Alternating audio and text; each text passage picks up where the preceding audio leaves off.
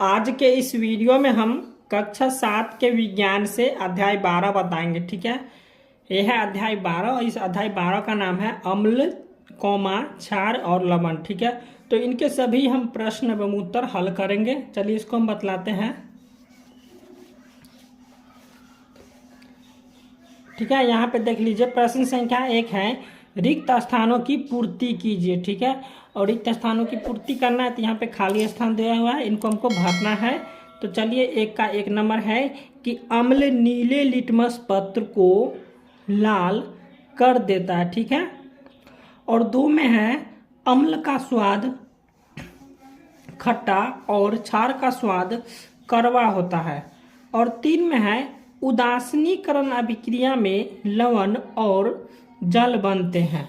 4 number है कि हल्दी पत्र पर खरिया पाउडर घोल डालने से इसका रंग लाल हो जाता है। ठीक है, अब 5 में है कि नीला थोथा कोष्ठ में कॉपर सल्फेट एक लवण है। ठीक है, तो ये हो गया 1 का उत्तर। ठीक है, अब 2 नंबर है मिलान कीजिए। ठीक है, यहाँ पे हमको मिलान करना है कॉलम क के कॉलम ख से। तो यहाँ पे देख लीजिए 2 का 1 नंबर है फिनोल फथलीन। ठीक है, तो फिनोल फथलीन का हो जाएगा सूचक। और 2 में है अंगूर, तो अंगूर का हो जाएगा टॉर्टरिक अम्ल। ठीक है, और 3 में है कली चूना, तो कली चूना का हो जाएगा क्षार। और 4 में है लाल चींटी, तो लाल चींटी में पाया जाता है फॉर्मिक अम्ल। और भी 5 में है कि वाटर कलर हो जाएगा उदासीन। ठीक है, प्रश्न संख्या 3 है अम्ल एवं क्षार के बीच अंतर बताइए। ठीक है, तो यहाँ पे हमें अम्ल क्षार के बीच अंतर बतलाना है। तो देख लीजिए 3 का उत्तर हो जाएगा कि अम्ल, पहले हम अम्ल का बतला देते हैं। तो अम्ल हो जाएगा कि अम्लों का स्वाद खट्टा होता है। ठीक है, तथा यह नीले लिटमस पत्र को लाल कर देता है। अब क्षार में आ जाएंगे तो क्षार का हो जाएगा कि क्षार का स्वाद कड़वा होता है तथा यह लाल लिटमस पत्र को नीला कर देता है। ठीक है, तो ये हमारा हो गया 3 का उत्तर।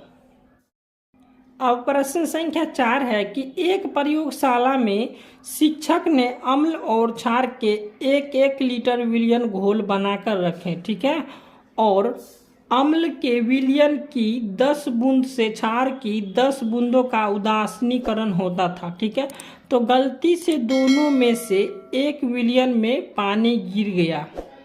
जब फिर से उदासीनीकरण किया गया तो अम्ल की 10 बूंदों के लिए क्षार की 15 बूंदें लगी। तो बतावे कि पानी किस घोल में गिर गया था और कितना पानी गिरा होगा। चलिए इसका हम उत्तर बतलाते हैं। तो यहाँ पे इसका उत्तर हो जाएगा, इधर लिख लिया हम अम्ल, ये हो गया विलियन। ठीक है, तो यहाँ पे देख लीजिए अम्ल और विलियन 1 लीटर में 10 बूंद। ठीक है, और यहाँ पे देख लीजिए क्षार विलियन, तो क्षार विलियन में हो जाएगा 1 लीटर में 10 बूंद। यहाँ पे पानी गिर गया था। ठीक है, अब 10 बूंद यहाँ पे लिखा 10 बूंद, इधर हो गया 15 बूंद क्षार की पानी। फिर यहाँ पे 10 बूंद हो जाएगा तो इधर हो जाएगा 15 बूंद। ठीक है, अब यहाँ पे 1/1/2 बराबर हो जाएगा 1/1/2।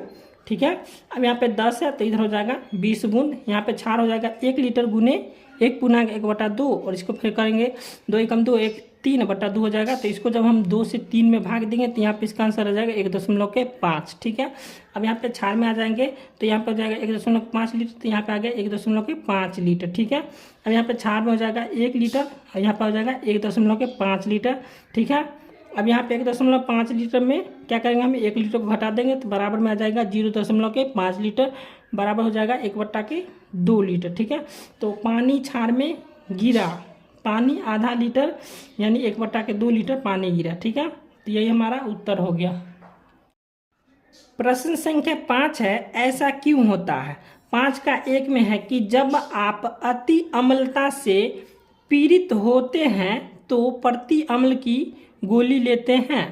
तो इसका उत्तर हो जाएगा कि प्रति अम्ल में क्षार पाया जाता है और यह अम्ल के प्रभाव को उदासीन कर देता है और पीड़ित व्यक्ति को अति अम्लता से राहत मिलती है। तो यही हो गया 1 का उत्तर। ठीक है,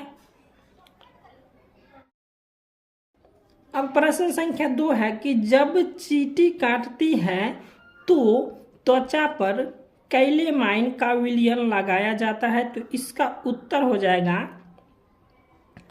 कि चींटी के काटने से फॉर्मिक अम्ल हमारे शरीर में चला जाता है और जिससे खुजली और जलन होती है, और कैलेमाइन का विलयन क्षारीय होता है और यह फॉर्मिक अम्ल के प्रभाव को उदासीन कर देता है। ठीक है, देख लीजिए यहाँ पे।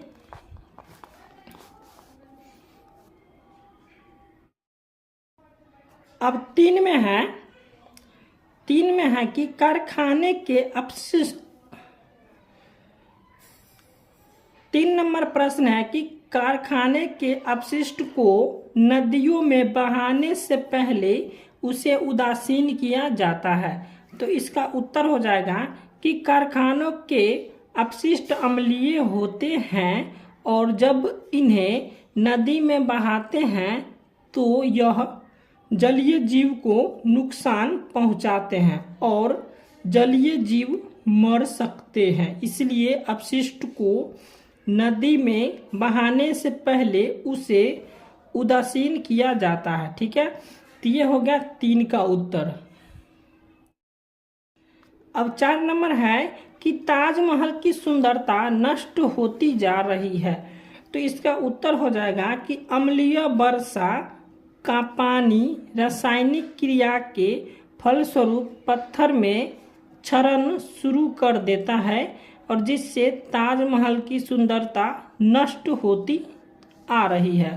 तो यही जा रही है यहाँ पे है।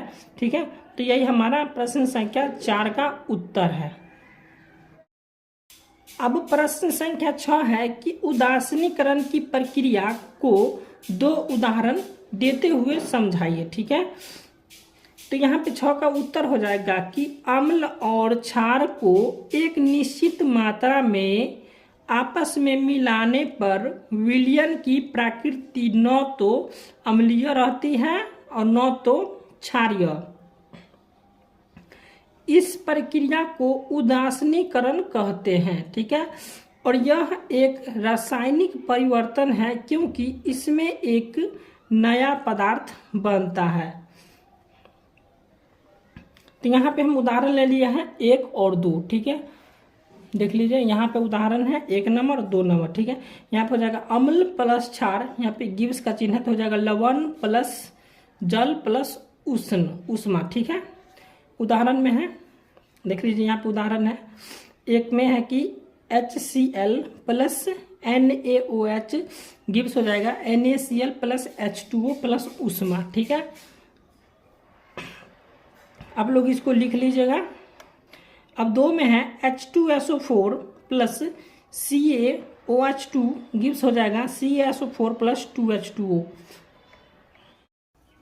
अब प्रश्न संख्या 7 है कि 3 बोतल में अम्ल, क्षार और उदासीन विलयन दिए गए हैं परंतु इन बोतलों पर विलयन का नाम नहीं लिखा गया। तो हल्दी पत्र द्वारा विलयन की पहचान कैसे करेंगे?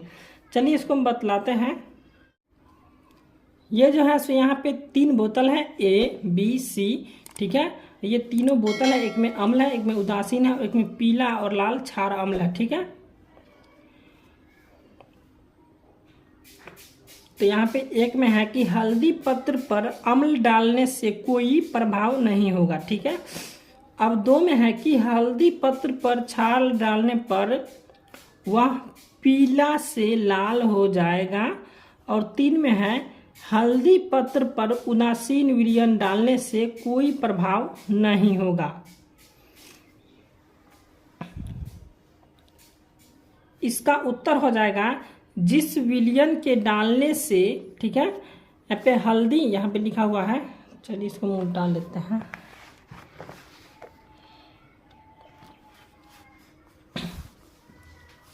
अब यहाँ से उत्तर हो जाएगा कि जिस विलयन के डालने से हल्दी पत्र पीला से लाल हो जाएगा वह विलयन क्षार का विलयन है। तो यहाँ पे C देख लीजिए, C नंबर बोतल हो जाएगा। ठीक है, अब यहाँ पे देख लीजिए C क्षार का विलयन है और ए और बी का विलयन पीले से लाल हुए हल्दी पत्र पर डालेंगे और जिससे विलयन से यह पुनः लाल से पीला हो जाएगा वह विलयन अम्ल का विलयन होगा। मान लेते हैं ए विलयन अम्ल है और जिस विलयन का प्रभाव नहीं होगा वह विलयन उदासीन विलयन होगा, इसलिए बी विलयन उदासीन है। ठीक है, तो यही हो गया प्रश्न संख्या 7 का उत्तर। अब प्रश्न संख्या 8 है, क्या आसूत जल अम्लीय क्षारीय उदासीन होता है? आप इसकी पुष्टि कैसे करेंगे, चलिए इसको हम बतलाते हैं। तो यहाँ पे इसका उत्तर हो जाएगा कि आसूत जल की प्रकृति उदासीन होती है और हम लिटमस टेस्ट द्वारा इसकी पुष्टि कर सकते हैं। आसूत जल लाल या नीले लिटमस का रंग नहीं बदलता है। तो यह हो गया प्रश्न संख्या 8 का उत्तर। ठीक है, प्रश्न संख्या 9 है, नीले लिटमस पत्र को एक विलयन में डुबोया गया, यह नीला ही रहता है, विलयन की प्रकृति क्या है समझाइए। ठीक है, तो 9 का उत्तर हो जाएगा कि नीले लिटमस पत्र को विलयन में डुबाने पर वह नीला ही रहता है और विलयन की प्रकृति क्षारीय या उदासीन है। ठीक है, तो ये हो जाएगा 9 का उत्तर।